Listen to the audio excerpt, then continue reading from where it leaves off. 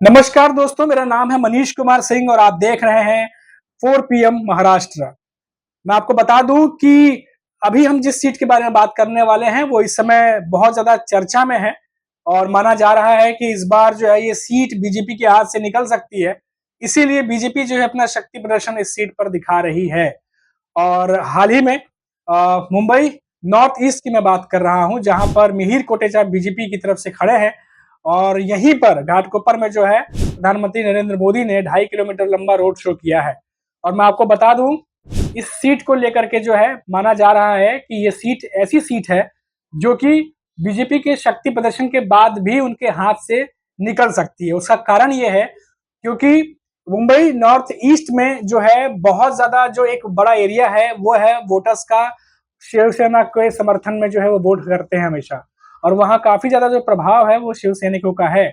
और इसीलिए जो उद्धव ठाकरे के जो वहां पे कैंडिडेट हैं यूबीटी ग्रुप से जो खड़े हैं संजय पाटिल, उनको ये माना जा रहा है कि ग्राउंड लेवल पर वो काफी ज्यादा मजबूत है और वो जो भी शिव सैनिक के वोटर्स हैं, जो एरिया है वहां पर, वहां वो पूरी कोशिश कर रहे हैं कि ये वोटर्स जो हैं वो उनके हाथ से ना निकले बल्कि वो शिवसेना को ही जो है वोट करे। एमवीए गठबंधन की तरफ से जो यूबीटी ग्रुप है उन्होंने संजय पाटिल को उतारा है और उनके सामने जो है वो मिहिर कोटेचा खड़े हैं। ये बात कर रहा हूं मैं उस सीट की, मुंबई नॉर्थ ईस्ट की, जहां पर जो खड़े हैं मिहिर कोटेचा, जहां पर देश के प्रधानमंत्री नरेंद्र मोदी ने जो है वो रोड शो किया हुआ है। और अब मैं आपको बता दूं कि ये जो सीट है ये क्यों मानी जा रही है कि जो शिवसेना है उद्धव ठाकरे की वो उनके पाले में जा सकता है। उसके मैं कुछ चीजें आपको मैं बताने वाला हूं। और मैं आपको बता दूं कि जो विक्रोली है और जो कांजूरमार्ग और घाटकोपर है,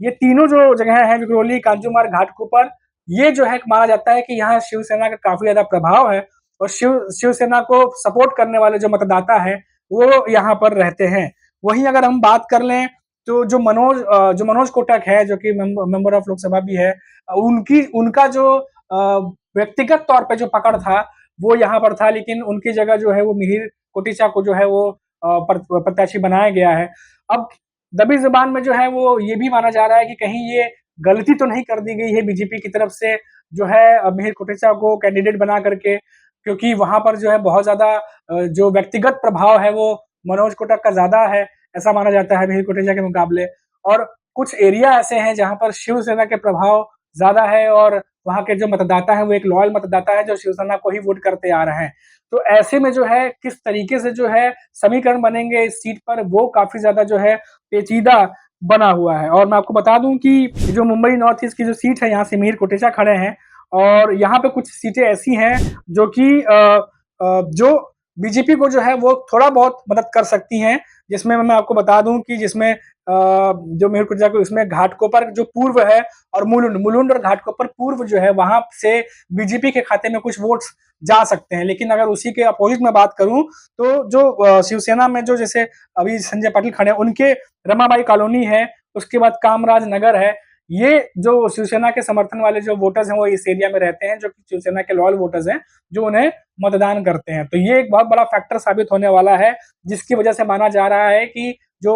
प्रधानमंत्री जहां पर रोड शो करके आए हैं वही सीट जो है वो बीजेपी के हाथ से जो है वो जा सकती है। तो यानी ये जो तमाम ग्राउंड लेवल की जो बातें हैं, इसको शायद जितना समझ पा रहे हैं, जितने एक्सपर्ट समझ पा रहे हैं, इससे कहीं ज्यादा बीजेपी के लोग खुद समझ पा रहे होंगे। तभी ये जो आखिरी चरण के मतदान से पहले जो नरेंद्र मोदी की रोड शो किया गया है, उसको देख करके यही लग रहा है कि ये इन्फ्लुएंस और एक तरीके से माहौल बनाने के लिए जो है किया गया है, ताकि जो 20 तारीख को जब मतदान हो तो वहां पर जो है इसका इन्फ्लुएंस जो है वो दिखाई दे और लोगों के सामने जो है इस तरीके से बीजेपी ने जो है देश के प्रधानमंत्री नरेंद्र मोदी जो है वो आकर के रोड शो किए हैं, ताकि लोगों को एक मैसेज जाए कि कितनी स्ट्रांग जो है वो बीजेपी है। लेकिन मुंबई जो नॉर्थ ईस्ट है उसकी सीट जो है उससे ग्राउंड लेवल की हकीकत तो कुछ और ही बता रही है। मैं कुछ और चीजें आपको बताता हूँ इससे जुड़ी हुई, जैसे कि इन्हीं के अंदर जो है वो मानखुर्द और शिवाजी नगर भी आता है इस सीट के अंतर्गत, जहां पे मुस्लिम बहुल वोटर्स रहते हैं। और जो मुस्लिम वोटर्स हैं उनका पूरा सपोर्ट जो है वो उद्धव ठाकरे की पार्टी को है,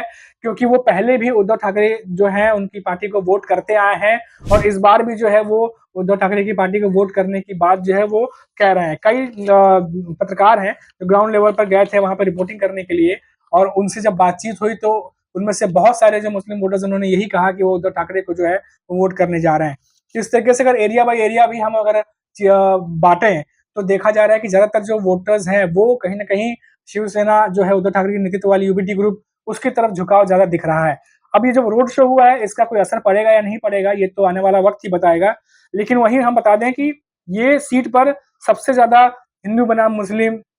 या हम बात कर लें गुजराती बनाम राजस्थानी या उत्तर भारतीय वर्सेस मराठी, इस जो लेवल का जो है राजनीतिक कार्ड भी है जो खेला जा रहा है, लेकिन ये कोई काम नहीं आ रहा है, कुछ भी ये काम नहीं कर रहा लोगों के बीच में, क्योंकि लोग विकास चाहते हैं, विकास की बात करना चाहते हैं और उन्हीं मुद्दों को लेकर के जो है वो वोट इस बार करने वाले हैं। हम खुद भी कई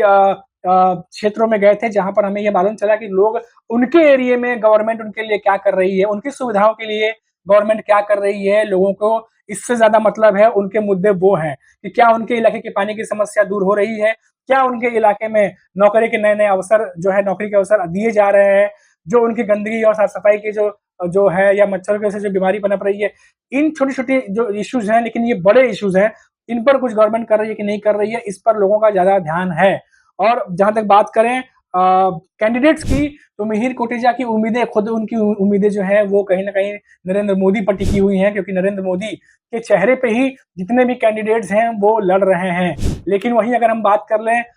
शिवसेना की और शरद पवार की जो क्षेत्रीय पार्टी है यहाँ की, उनके साथ साथ उनके चेहरे तो है ही हैं, लेकिन उनके साथ साथ उनके कैंडिडेट्स भी जो यहाँ पर खड़े हैं, जो ग्राउंड लेवल पे मराठी समुदाय या मराठा लोगों से काफी ज्यादा जुड़े रहते हैं और वो ग्राउंड लेवल पर जो है उनसे मुलाकात करते रहते हैं, तो ये एक कहीं ना कहीं एक फैक्टर ये भी माना जा रहा है। वहीं अगर मैं मुंबई नॉर्थ ईस्ट के अलावा अगर मैं बात करूं तो मुंबई नॉर्थ एक और जगह है जहां पर इसी तरीके की राजनीति जो है वो देखने को मिल रही है। हालांकि इस सीट पर पीयूष गोयल खड़े हैं और बीजेपी का सेफेस्ट सीट ये कहा जाता है कि यहाँ से तो वो जीत कर आएंगे ही आएंगे, और आखिरी समय पर जो है वहां से भूषण पाटिल जो कांग्रेस के कैंडिडेट है वहां से खड़े हुए हैं, पहले वो कॉर्पोरेटर रहे हैं। तो ये जो है तमाम चीजें जो देखी जा रही है कि यहाँ पर भी जो है वो उत्तर भारतीय बनाम मराठी और जो कह सकते हैं जो गुजराती बनाम स्थानीय, तमाम जो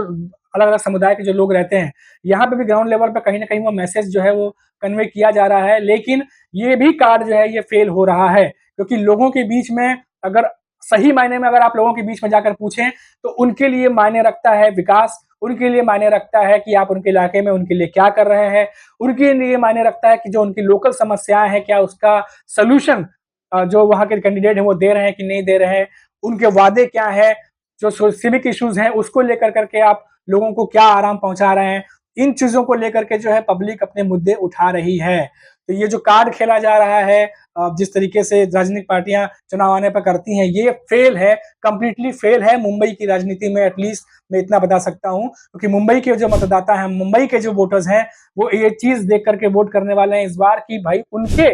समस्याओं का हल कौन लेकर के आ रहा है, ना कि इधर उधर की बातों को लेकर के उन्हें कौन उलझा रहा है। इस बात को लेकर मुंबई का वोटर्स पूरी तरह से क्लियर है। तो ये जो समीकरण मैंने आपको समझाया है ग्राउंड लेवल का, ये मुंबई की सीटों को लेकर के था। अब रोड शो के बाद कितना इन्फ्लुएंस पड़ता है, लोग कितना अपना मन बदलते हैं, क्या वो बीजेपी की तरफ जाते हैं, या फिर जैसा कि मैं बता रहा हूँ ग्राउंड लेवल की हकीकत कि जो उद्धव ठाकरे की जो शिवसेना है वो कहीं ना कहीं भारी पड़ रही है, जो उनके क्षेत्र है जहां उनका प्रभाव, वहां के वोटर्स अभी भी उद्धव ठाकरे के साथ ही खड़े हैं। तो अब ये देखना होगा, और भविष्यवाणी तो अभी हम लोग थोड़ा बहुत कर सकते हैं अंदाजे से, लेकिन असली रिजल्ट क्या होगा ये तो 4 जून को ही मालूम चलेगा। फिलहाल अभी के लिए इतना ही, फिर लौटेंगे किसी बड़ी खबर के साथ में, फिर करेंगे किसी सीट का विश्लेषण 4 PM महाराष्ट्र पे। तो आप देखते रहिए 4 PM महाराष्ट्र और मुझे दीजिए इजाजत। नमस्कार।